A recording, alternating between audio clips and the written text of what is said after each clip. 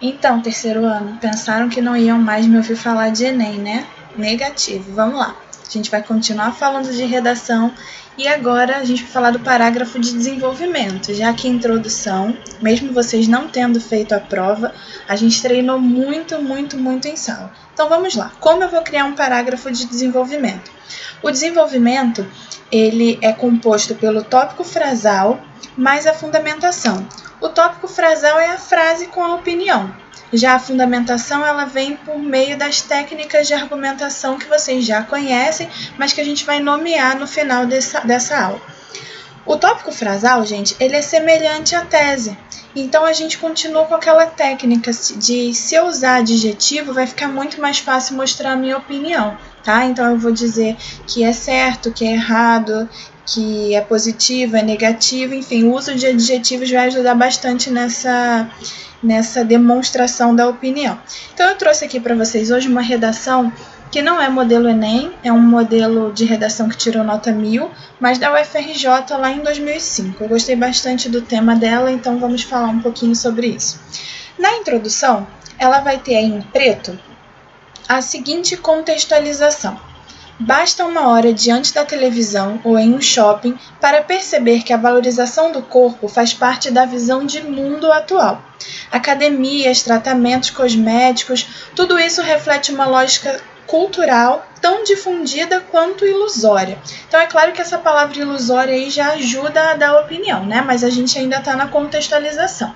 Como não é uma redação do Enem, não tem nenhuma referência histórica, nada disso, mas funciona como contextualização. Vamos agora à tese que eu já marquei aí para vocês, só de olhar vocês já reconhecem como uma tese explícita por etapas. Embora tenha raízes históricas, o culto ao corpo constitui hoje uma distorção, cujos efeitos têm sido bastante negativos para a maior parte das pessoas. Então vamos lá.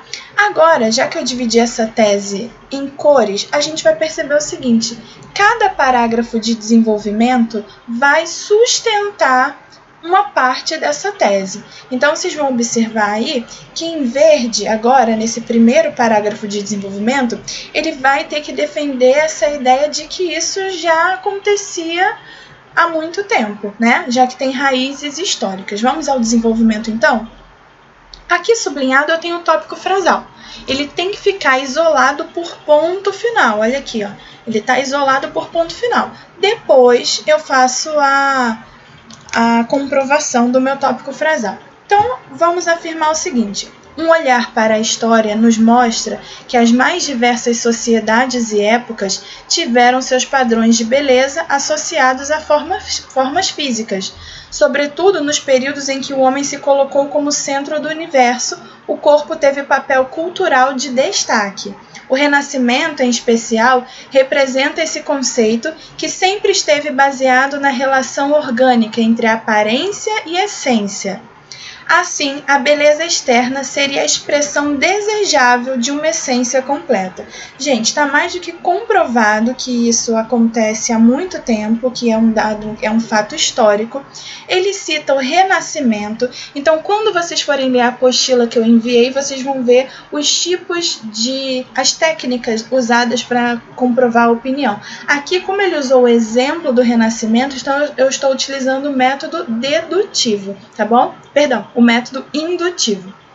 Então, olha só, o método indutivo vai ser usado toda vez que eu citar um exemplo. Para comprovar o fato histórico, ele citou o Renascimento, então o parágrafo foi muito bem construído. Vamos ao desenvolvimento 2.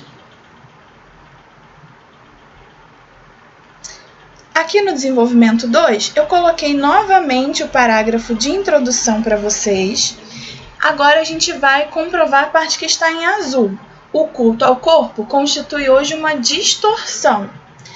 É justamente essa relação que parece ter sido perdida pelo homem contemporâneo, que se baseia na falsa premissa de que corpo e alma constituem dimensões distintas. Sem dúvida, as pessoas passam a se preocupar com uma aparência dita perfeita, que não reflete seu modo de ser. Para os modelos da publicidade, essa beleza padronizada parece bastar. Para uma pessoa real, ela nunca será suficiente. Então, antes do tópico frasal, foi utilizada uma expressão aqui para retomar algo do parágrafo anterior, com essa ideia de que essa relação, quer dizer, a relação que ele citava antes em relação ao corpo e à alma.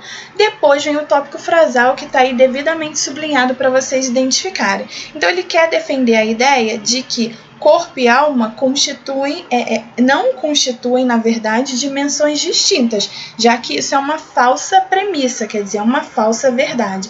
Então, para isso, ele vai dizer que, sem dúvida, as pessoas passam a se preocupar com uma aparência dita perfeita, mas isso não tem a ver com o que acontece por dentro. Então, mais uma vez, ele comprovou exatamente o que ele quis dizer no tópico frasal. Agora, reparem que em todo o parágrafo, eu construo pequenos períodos. Então, aqui o primeiro ponto final encerra a tese, depois eu tenho mais um ponto final e depois o último. Então, no mínimo, vocês vão usar 3 pontos finais para fazer o parágrafo de desenvolvimento. Menos que isso, é correr o risco de as ideias ficarem muito longas, de a gente usar muita subordinação e, em uma correção curta, como é feita no Enem, em pouco tempo, isso não trazer clareza para o texto de vocês, tá? Então, reparem que em todo esse texto, os parágrafos são constituídos com pelo menos 3 pontos finais, 3 períodos, tá? Vamos ao último parágrafo de desenvolvimento aqui, então. Então, repeti aqui em cima a introdução, agora ele quer defender a ideia de que os efeitos, quer dizer, de que as consequências, é essa a técnica que ele vai utilizar aqui, traz efeito negativo. Então, ele vai começar dizendo, em virtude dessa ilusão, mais uma vez retomando o que foi dito no desenvolvimento 2. Gente, reparem que esse texto tem 3 parágrafos. É claro que isso não é 3 parágrafos de desenvolvimento. É claro que esse não é o padrão do Enem, tá? Mas eu quis mostrar para vocês como essa relação pode ser construída. Então, mais uma vez, ele retomou a ideia do parágrafo anterior e agora ele vai colocar o tópico frasal aí sublinhado.